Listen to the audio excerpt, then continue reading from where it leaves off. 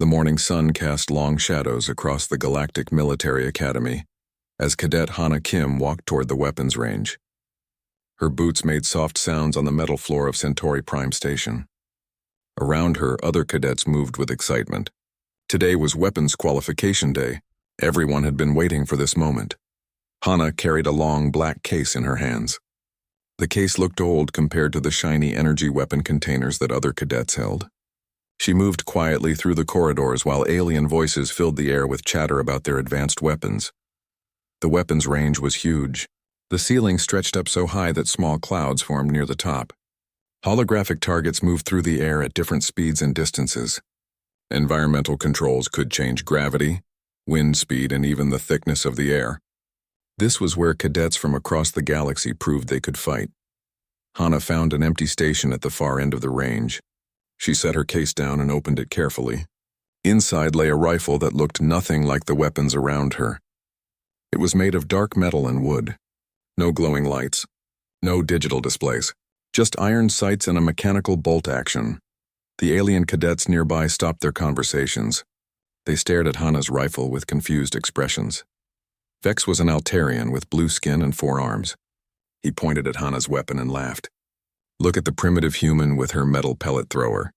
Did she bring that from a museum? Other aliens gathered around to see what was so funny. Quen was a tall draconian with scales that changed color when he was amused. His scales turned bright yellow as he spoke. Why not just throw rocks at the targets? It would be more effective than that ancient thing. Nira was a Centaurian with large eyes that could see in many different light spectrums. She shook her head as she looked at Hana's rifle.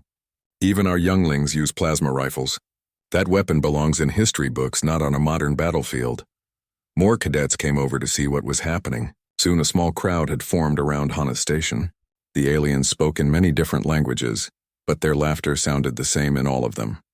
Jiho Park was another human cadet from Earth. He pushed through the crowd to reach his friend. "Leave her alone," he said to the aliens. "Just because it looks different does not mean it cannot work." But even Jiho looked embarrassed as he saw all the advanced weapons the other cadets carried. The Altarians had pulse rifles that could adjust their power automatically. The Draconians carried plasma cannons that never missed their targets. The Centaurians used smart weapons that could think for themselves. Hana ignored the voices around her. She lifted her rifle from its case and began to examine every part. She checked the bolt action, making sure it moved smoothly. She looked down the barrel to make sure it was clean. She adjusted the iron sights with small, careful movements. The aliens found this even more amusing. "Look, she has to do everything by hand," Vex said. "My rifle adjusts itself for wind, temperature, and target movement. I just point and shoot. Mine can hit targets I cannot even see," added Quen. "The targeting computer finds them for me." Nira nodded in agreement. These humans still live in the past. They refuse to use proper technology. Instructor Cole was a Rigelian with silver skin and 6 fingers on each hand. He approached Hana's station with a disapproving expression. Rigelians were known for their love of advanced technology. They had invented some of the most complex weapons in the galaxy. "Cadet Kim," Instructor Cole said in his deep voice, "are you certain that weapon will function properly? We have modern rifles available if you need one." Hana looked up at the instructor. Her dark eyes were calm and steady. "This rifle will work fine, sir. My grandfather used it for many years." Instructor Cole picked up Hana's rifle and examined it. The weapon felt heavy in his hands. It was much heavier than modern energy weapons. "This is a ballistic weapon," he said slowly. "It fires solid projectiles. These are museum pieces, cadet. They have no place in modern warfare." The other cadets listened carefully to the instructor's words. If even the teacher said the weapon was outdated, then surely Hana was making a mistake. "Energy weapons are faster, more accurate, and more powerful," Instructor Cole continued. "They can be programmed to hit multiple targets. They never run out of ammunition. They can adjust their power levels automatically." He handed the rifle back to Hana. "But if you insist on using this antique, I will not stop you." Hana took her rifle back and continued her preparations. She loaded cartridges into the magazine one by one. Each cartridge contained a metal bullet, gunpowder, and a primer. The technology was hundreds of years old compared to the energy cells that powered other weapons. The aliens watched her slow preparations with growing amusement. Their weapons could be ready to fire in seconds. They just needed to insert an energy cell and activate the power systems. Everything else was automatic. "How long does it take to reload that thing?" asked Vex. "And what happens when you run out of those metal bullets?" added Quen. "I heard ballistic weapons jam all the time," said Nira. "The moving parts get dirty and stop working." Hana finished loading her rifle and stood up. She looked at the crowd of cadets around her station. Her face showed no anger or frustration. She simply said, "We will see." The qualification course was about to begin. Targets would appear at different distances and move in unpredictable patterns. The course would test accuracy, speed, and adaptability. Environmental conditions would change throughout the test. Electronic warfare systems would try to disrupt targeting computers. As Hana took her position, the other cadets moved back to their own stations. They were still laughing and making jokes about the primitive human and her ancient weapon. They could not wait to see her fail, but Hana did not seem worried. She held her rifle with steady hands and looked down the iron sights. She had been preparing for this moment her whole life. Her grandfather had taught her well. The qualification test was about to begin. The qualification course alarm sounded across the weapons range. All cadets took their positions behind the firing line. Red lights flashed as the computer systems prepared the first wave of targets. The massive holographic projectors hummed to life. Instructor Cole stood at the central control panel. His 6 fingers moved quickly over the controls. "Cadets, you will face 5 different phases today. Static targets, moving targets, environmental challenges, electronic warfare, and rapid-fire sequences. Each phase tests different combat skills." The first targets appeared in the air. They were simple round shapes that glowed with bright colors. They hung motionless at distances from 50 meters to 300 meters. This was the easiest part of the test. The alien cadets raised their weapons with confidence. Vex held his Altarian pulse rifle like it weighed nothing. The weapon had a smooth curved design with glowing blue lines along its sides. A small screen showed wind speed, temperature, and target distance. Quen gripped his draconian plasma cannon with both hands. The weapon was larger and more powerful than the others. Purple energy flowed through transparent tubes toward the firing chamber. A targeting laser painted red dots on the targets he wanted to hit. Nira aimed her Centaurian smart rifle with practiced ease. The weapon looked like it was made of liquid metal that shifted and changed shape. Small drones flew from the rifle to scan the targets and send information back to the main weapon. All around Hana, energy weapons charged up with high-pitched whining sounds. Lights blinked and displays showed targeting information. The aliens looked relaxed and confident as their weapons did most of the work for them. Hana held her rifle with both hands and looked through the iron sights. She could see the first target clearly, but she had to judge the distance with her eyes. She had to feel the wind on her face to know how it might push her bullet. She had to control her breathing to keep the rifle steady. The firing command came. "Begin phase 1. Energy beams and plasma bolts filled the air immediately. The alien weapons fired so fast they sounded like buzzing insects. Bright lights flashed as their shots hit the targets with perfect accuracy. Target after target disappeared as the smart weapons found their marks. Hana took a deep breath and slowly squeezed her trigger. Her rifle made a loud, sharp crack that was different from all the energy weapons. The metal bullet flew through the air and struck her first target dead center. She worked the bolt action to load another cartridge. The metal bolt made clicking sounds as she pulled it back and pushed it forward. While she reloaded, the aliens had already hit 3 or 4 more targets. By the time phase 1 ended, the results were clear. Most alien cadets scored between 70 and 80% accuracy. Their weapons had guided almost every shot to the target. Even when they aimed poorly, the smart systems corrected their mistakes. Hana scored 65% on the static targets. She had taken much longer to aim and fire each shot. The other cadets looked at her score and shook their heads with disappointment.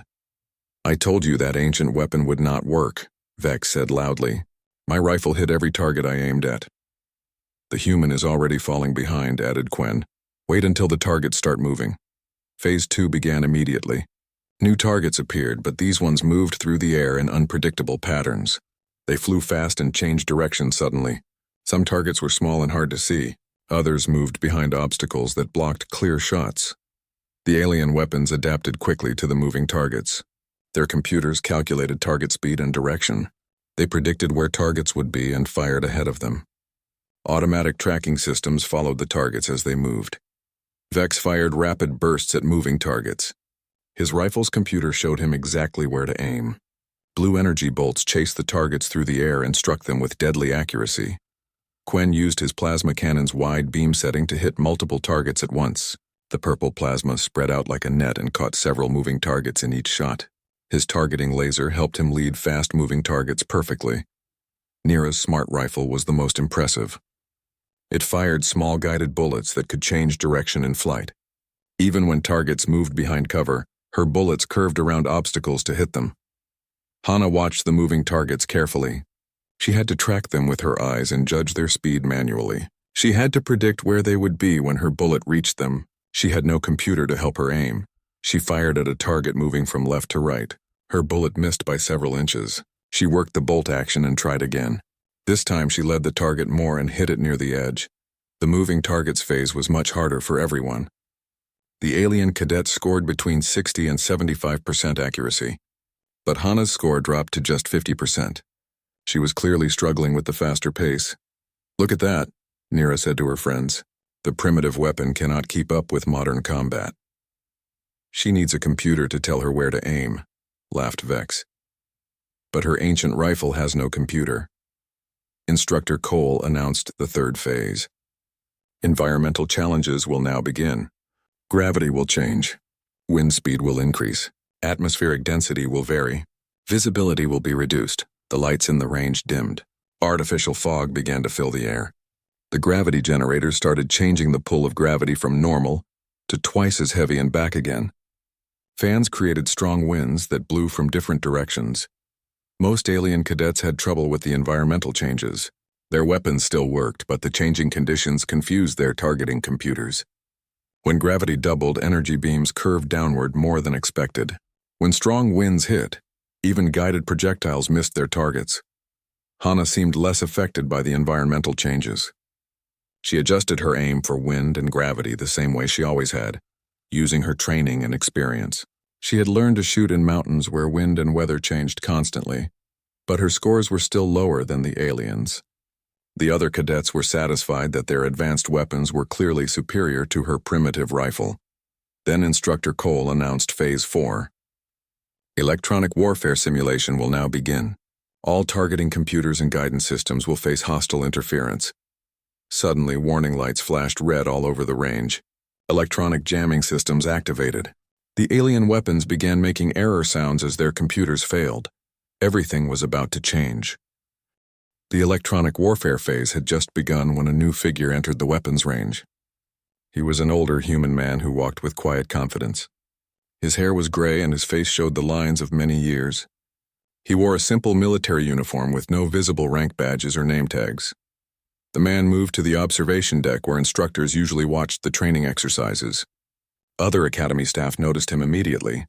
They whispered among themselves and stepped back to give him space. Even Instructor Cole glanced up from his control panel with a look of surprise and respect. Down on the firing line, the electronic interference was causing chaos among the alien cadets. Their advanced weapons flickered and sparked as jamming signals attacked their computer systems. Warning lights flashed red on rifle displays. Targeting computers showed error messages in multiple alien languages. Vex pressed buttons on his Altarian pulse rifle frantically. The weapon's blue glowing lines dimmed and brightened randomly. "My targeting system is completely offline," he complained loudly. "How are we supposed to hit anything without computer assistance?" Quen's draconian plasma cannon made strange buzzing sounds. The purple energy in its tubes flickered like a dying flame. His targeting laser pointed in random directions instead of following his aim. "This jamming is affecting all our weapon systems," he growled. Nira's smart rifle was having the worst problems. The weapon tried to change shape but got stuck halfway. Small sparks flew from its surface. The tiny drones that usually helped with targeting fell to the ground like dead insects. "My rifle cannot function at all in this interference," she said with frustration. But while the alien weapons failed, Hana's mechanical rifle worked exactly as it always had. She raised it to her shoulder and looked through the iron sights. No computers to jam.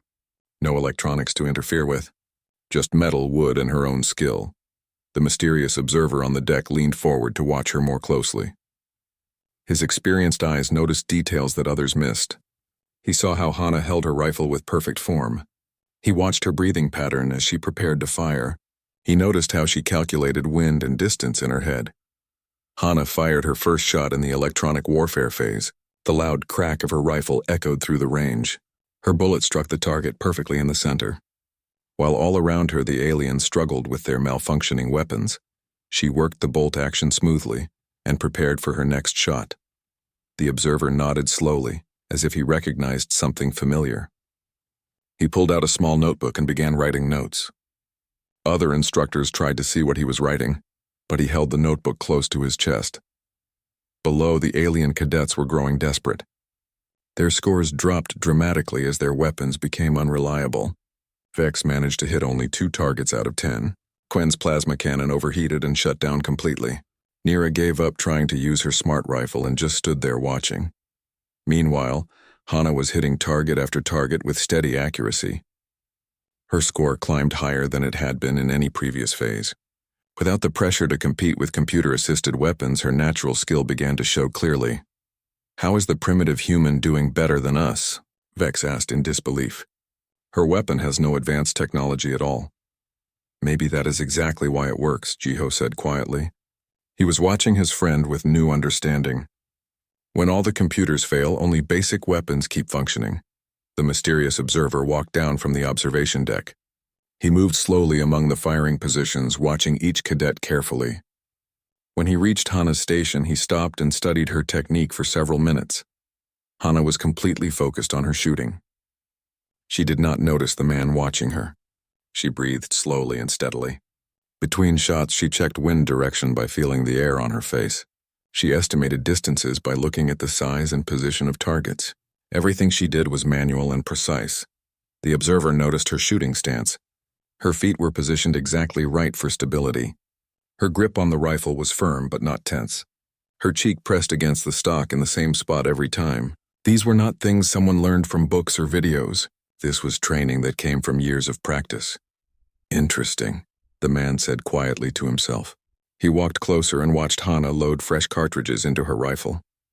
Her movements were smooth and automatic, like she had done this thousands of times before.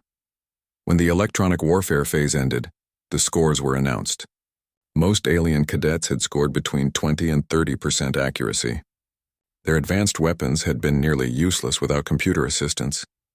Some weapons had stopped working entirely. Hana had scored 85% accuracy in the electronic warfare phase. This was much higher than any of her previous scores. The other cadets stared at the results board in shock. "There must be a mistake," Nira said. "How can a primitive weapon outperform our advanced technology?" "Her rifle has no electronics to jam," Jiho explained. "When your computers failed, her rifle kept working normally." Instructor Cole looked confused as he checked the scoring system. The numbers were correct. During the phase designed to test combat effectiveness when technology failed, the human with the oldest weapon had performed the best. The mysterious observer approached Instructor Cole and spoke quietly with him. The conversation was too soft for others to hear, but Cole's expression changed from confusion to understanding to concern. He nodded several times and glanced toward Hana with new interest. As the final phase of testing began, word spread through the observation area. More instructors arrived to watch. Some were human, but many were aliens from different species. They all seemed curious about the human cadet who was succeeding with primitive technology. The observer returned to his position on the deck. He continued writing in his notebook and watching Hana's every movement. Sometimes he would pause his writing and stare into the distance as if remembering something from long ago. Phase 5 was rapid-fire sequences. Targets would appear quickly and disappear just as fast. Cadets needed to identify threats and engage them before they vanished. Speed and accuracy were both essential. The alien cadets struggled to reboot their weapon systems after the electronic interference. Their computers were slow to restart, and their targeting systems needed recalibration. They lost precious seconds with each target that appeared, but Hana was ready. Her mechanical rifle needed no reboot time, no recalibration. She simply aimed and fired at each target as it appeared. Her bolt action was fast and smooth from years of practice. As the final scores were calculated, the mysterious observer closed his notebook and prepared to leave. But before he went, He walked down to Hana's firing position one more time. Hana was cleaning her rifle carefully when the man approached. She looked up at him with curious eyes. There was something familiar about him, but she could not remember where she might have seen him before. "You shoot well," the man said simply. His voice was quiet but carried authority. "That is a fine rifle. May I ask where you learned to use it?" "My grandfather taught me," Hana replied. "In the mountains back home on Earth." The man nodded slowly. "The Taybek Mountains, correct?" Hana's eyes widened with surprise. "Yes, how did you know that?" But the mysterious observer was already walking away. He left the weapons range without giving an answer to her question. Other instructors watched him go with respectful silence. Something important had just happened, but no one except the observer seemed to understand what it was. 3 days had passed since the weapons qualification test. Word of Hana's performance had spread throughout the academy. Students whispered in hallways about the human who beat advanced weapons with an old rifle. Some aliens refused to believe the stories were true. Vex was angry about losing to what he called a primitive human. He had spent the last 3 days boasting to anyone who would listen. It was just luck, he told his friends in the dining hall. No one can be more accurate than computer-guided weapons. The scoring system must have been broken. Quen agreed with his Altarian friend. My plasma cannon is designed by the best engineers in the galaxy. There is no way an ancient metal tube can outperform it. The human probably cheated somehow. Nira nodded as she listened to their complaints. The electronic interference phase was unfair, she said. Our weapons are designed to work with computer assistance. Testing them without electronics is like testing a spaceship without engines. Their conversations grew louder each day. Other alien students joined in, all agreeing that the test results were wrong. They could not accept that their advanced technology had been beaten by something so simple and old. Finally, Vex made a public announcement in the main dining hall. He stood on a chair so everyone could see him. I challenge the human Hana Kim to a real competition, he shouted. No interference, no tricks, just pure shooting skill. We will see who has the better weapon. The dining hall fell silent. Hundreds of students from dozens of different worlds all turned to look at Hana. She was sitting quietly at a corner table with Jiho, eating her meal and minding her own business. What do you say, human? Vex called across the room. Are you brave enough to face me when your grandfather's antique cannot rely on equipment failures to win? Hana looked up from her food. Every eye in the dining hall was watching her. The alien students seemed eager for her to accept the challenge. They wanted to see their advanced technology prove its superiority once and for all. Jiho leaned close to his friend and whispered, You do not have to do this. You already proved yourself in the qualification test. But Hana stood up slowly. Her calm voice carried clearly through the silent hall. I accept your challenge, Vex. When and where do you want to compete? The alien students cheered and applauded. Vex grinned with confidence. Tomorrow morning in the main arena. We will use the most difficult course the Academy has. Long-range targets, moving obstacles, changing weather. A real test of skill. Agreed, Hana said simply. I will bring my grandfather's rifle. That evening, news of the challenge spread beyond the Academy. Faculty members heard about the competition between advanced alien technology and primitive human weapons. Some instructors wanted to cancel the event, but others were curious to see the results. The mysterious observer from the weapons range appeared again. He spoke quietly with several senior instructors. After their conversations, the challenge was officially approved as a special demonstration event. The next morning, the main arena was packed with spectators. Students filled the stands while instructors gathered in special viewing areas. The arena floor had been configured as the most challenging shooting range possible. Targets would appear at distances up to 2,000 meters. Some targets were as small as dinner plates. Others moved at high speeds or hid behind obstacles. Weather generators would create wind, rain, and fog. Gravity would change randomly during the competition. Hana arrived carrying her familiar black rifle case. She wore simple gray training clothes and looked completely calm. The crowd watched her with mixture of curiosity and doubt. Vex made a grand entrance with his shiny Altarian pulse rifle. The weapon had been upgraded with the latest targeting computers and power systems. Blue energy flowed through crystal channels along its surface. The rifle looked more like a work of art than a tool of war. Quen and Nira had also decided to join the competition. Quen carried his heavy draconian plasma cannon, now equipped with advanced prediction software. Nira brought an upgraded version of her smart rifle with even more sophisticated guidance systems. The arena floor had 4 shooting positions. Each competitor took their place while the crowd settled into expectant silence. Large screens showed close-up views of each weapon so everyone could see the differences clearly. Instructor Cole operated the arena controls from a central booth. His voice echoed through the speakers. This competition will test shooting ability under the most challenging conditions possible. Competitors will face targets at extreme ranges with environmental obstacles and time pressure. Hana opened her rifle case and began her familiar preparation routine. She checked every part of her weapon carefully. She loaded cartridges into the magazine one by one. She adjusted her iron sights with tiny movements. The alien competitors powered up their weapons with impressive displays of technology.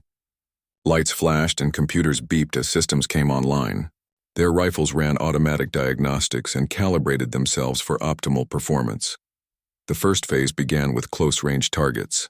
These appeared quickly at distances under 100 meters. Speed was more important than precision for these targets. The alien weapons performed exactly as expected. Their computer-guided systems locked onto targets instantly and fired with perfect timing. Vex hit 12 out of 15 targets. Quen managed 10 out of 15 with his heavier weapon. Nira scored 14 out of 15 with her smart rifle. Hana worked her bolt-action rifle as fast as possible, but mechanical weapons could not match the firing rate of energy systems. She hit 9 out of 15 targets. The crowd murmured with disappointment. It seemed the aliens were right about their technological superiority. The second phase featured medium-range targets between 100 and 500 meters. These targets moved in predictable patterns but required careful aim to hit consistently. Again, the alien weapons dominated. Their computers calculated target movement perfectly. Automatic tracking systems followed moving objects and predicted their paths. All 3 aliens scored above 80% accuracy. Hana improved slightly but still trailed behind. Her score was 70%. Respectable but clearly inferior to the computer-assisted weapons. Some spectators began to leave, thinking the competition was already decided. But the mysterious observer remained in his seat, watching everything with intense interest. He had seen competitions like this before many years ago. He knew that sometimes the most important moments came when everything seemed lost. The third phase was about to begin. Long-range targets at distances beyond 1,000 meters. This was where the real test would start. The third phase of the competition began with targets appearing at extreme distances. Some were placed over 1,500 meters away, barely visible even with enhanced viewing systems. The arena's environmental controls activated, creating swirling winds and patches of artificial fog. The alien weapons immediately began having difficulties. At such long ranges, even small errors in computer calculations became big misses. Wind changes affected energy beams differently than solid projectiles. The smart targeting system struggled to account for all the variables at once. Vex fired his pulse rifle at the first long-range target. The blue energy beam looked perfect as it left his weapon, but it curved slightly in the artificial wind. His shot missed the target by several inches. He frowned and adjusted his weapon's settings. Quen's plasma cannon had different problems. The purple energy spread out over long distances, losing focus and power. His shots reached the targets but did not have enough concentrated energy to register hits. The weapon was designed for shorter combat ranges. Nira's smart rifle performed better than the others, but even its advanced guidance systems had limits. The tiny guided bullets could not correct for all the environmental changes over such long distances. She managed to hit about half her targets, but something strange was happening at Hana's position. She was hitting targets that the aliens were missing completely. Her mechanical rifle made its familiar sharp crack with each shot. Target after target fell to her precise aim. The crowd began to pay attention again. Spectators who had been talking among themselves turned to watch the screens showing Hana's performance. Her accuracy at long range was remarkable. Hana seemed completely at home with the extreme distance shooting. She took her time between shots, carefully observing wind patterns and atmospheric conditions. She made tiny adjustments to her aim based on her observations. Each shot was planned and deliberate. How is she doing that? Vex asked in frustration. My targeting computer says those targets are almost impossible to hit in these conditions. Jiho watched his friend with growing amazement. She learned to shoot in the mountains, he said to the alien cadets near him. Mountain shooting is all about long distances and changing weather. The fourth phase began without pause. Now the targets were not only distant but also moving. They flew through the air in unpredictable patterns, while environmental conditions continued to change. Rain began falling, making visibility even worse. This phase should have been impossible for any weapon system. The combination of distance, movement, weather, and time pressure was designed to challenge even the most advanced military technology. The alien weapons could barely track the moving targets through the artificial weather, but Hana was hitting moving targets that others could not even see clearly. She seemed to know where targets would be before they got there. Her shots flew through rain and fog to find their marks with incredible consistency. The mysterious observer stood up in his viewing area. Other instructors noticed his movement and turned to look at him. His face showed recognition and something that might have been pride. The competition continued with even more challenging scenarios. Targets appeared behind obstacles that blocked clear shots. Lighting changed from bright to dark and back again.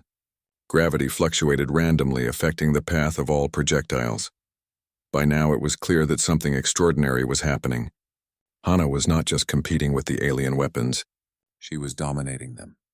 Her scores climbed higher with each phase while the aliens struggled more and more. The final scores were announced to a stunned arena. Hana had achieved 94% overall accuracy. Vex scored 67%. Quen managed 62%. Nira reached 71% with her advanced smart rifle. The silence in the arena was complete. Thousands of spectators sat in shock, trying to understand what they had just witnessed.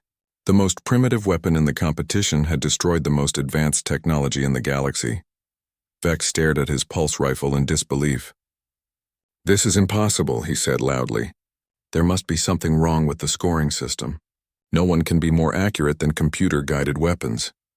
Other alien students joined in with angry complaints. They demanded to examine Hana's rifle for hidden technology. They insisted the competition had been unfair somehow.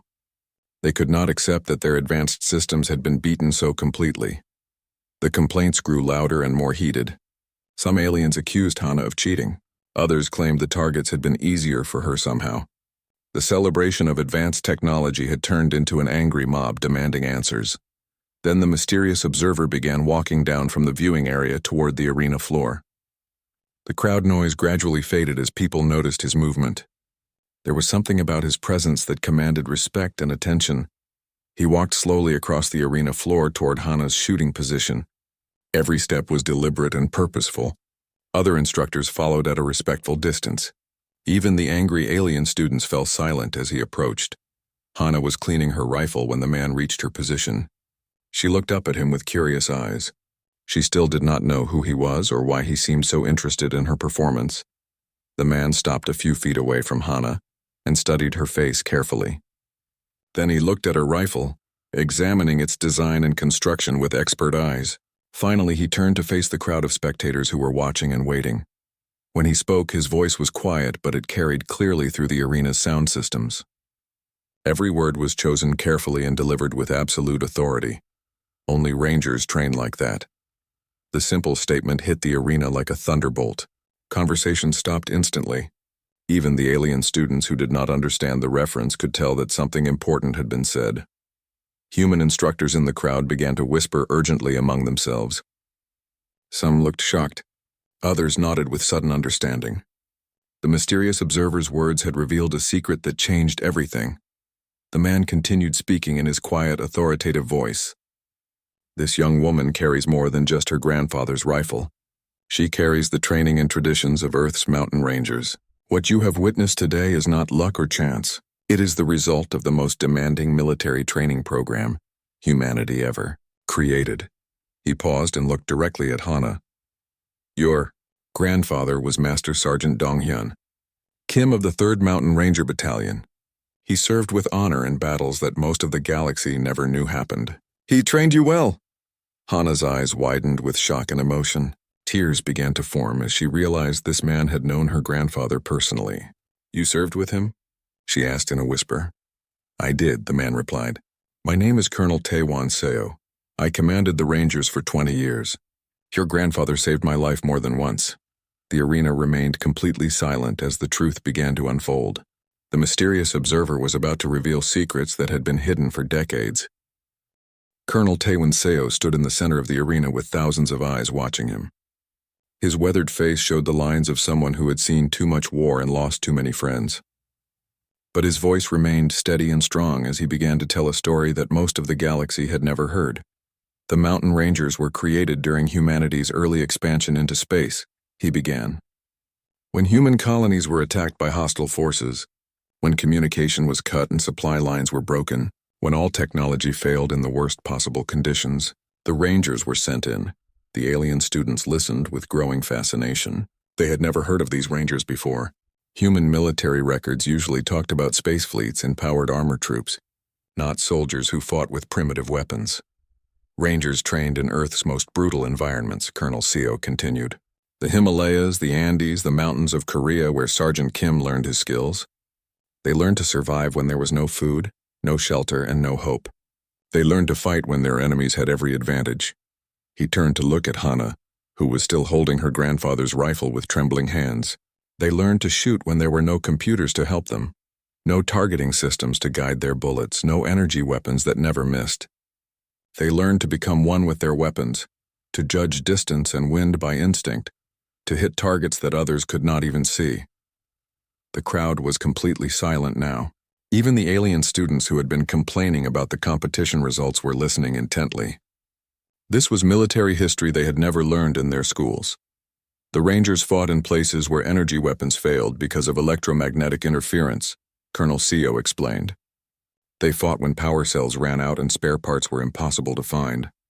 They fought when the enemy had superior technology and overwhelming numbers.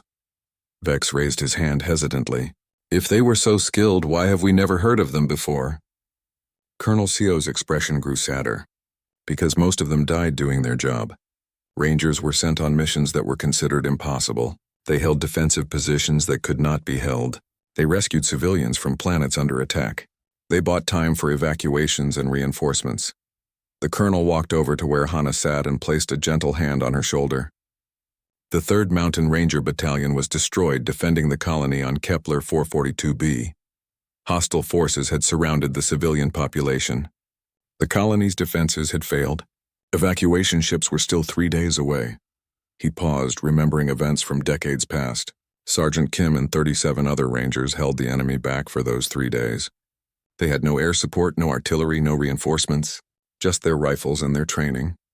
They saved 12,000 civilians. The arena remained silent as the weight of the story settled over the crowd.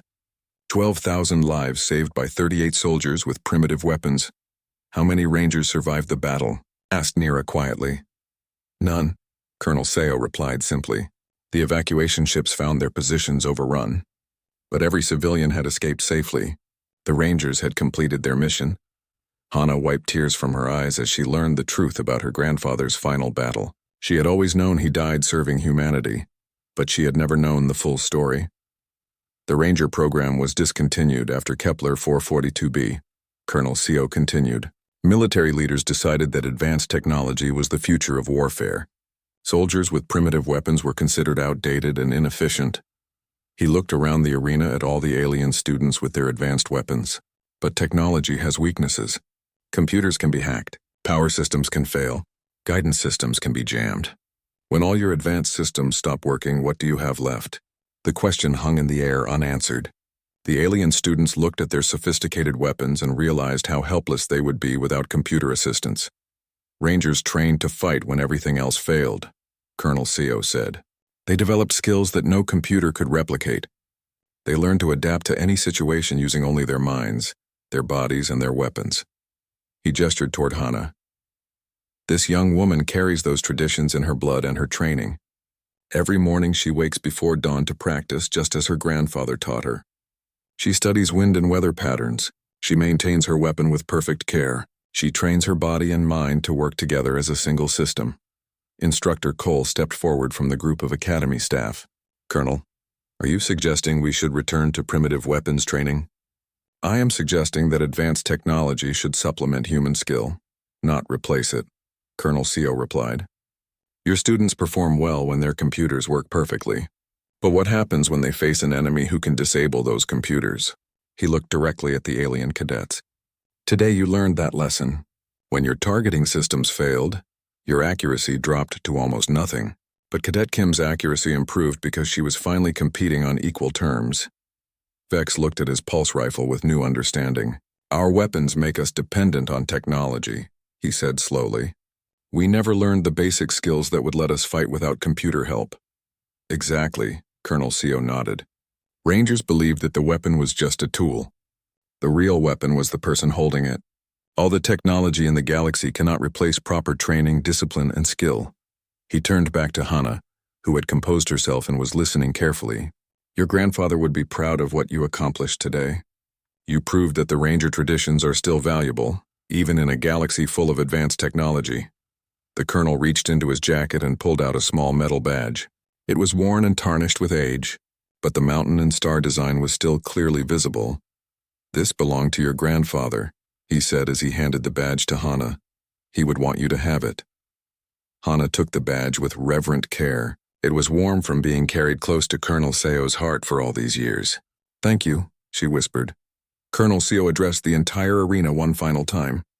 The Rangers may be gone, but their lessons should not be forgotten. In a galaxy that relies more and more on technology, we need soldiers who can think and fight when that technology fails. Over the following weeks, the Academy's training programs began to change. Instructors added courses in basic marksmanship without computer assistance. Students learned to calculate range and windage manually. Traditional weapons were brought out of storage and put back into service. The alien students who had mocked Hana now approached her with respect and curiosity. They wanted to learn the skills that had made her so effective. She taught them patiently, sharing the lessons her grandfather had passed down to her. Bex became one of her most dedicated students.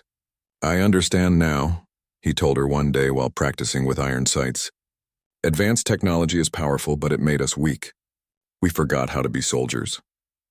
Months later, when the Academy faced its first real crisis, everyone understood why the Rangers had been so important. Enemy forces attacked the station with advanced jamming equipment that disabled most electronic systems. Weapons stopped working. Communications failed. Defensive systems went offline, but the cadets who had learned Ranger techniques continued to fight effectively. They used mechanical weapons that could not be jammed. They communicated with hand signals and voice commands. They adapted to changing situations using their training instead of depending on computers. Hana stood on the station's outer hull, using her grandfather's rifle to pick off enemy soldiers with impossible precision. Around her, other cadets fought with skills they had learned from Ranger traditions. They held their positions until reinforcements arrived.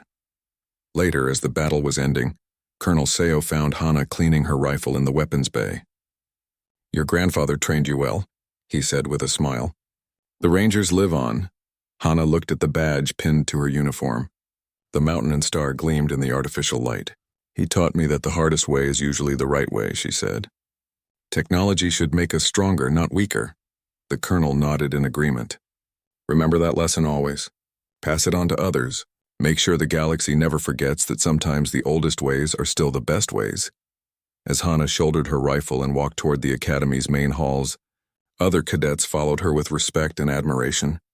The human who had been mocked for her primitive weapon had become a teacher and leader. The Rangers were gone, but their spirit lived on in a new generation of soldiers who understood that true strength came from within.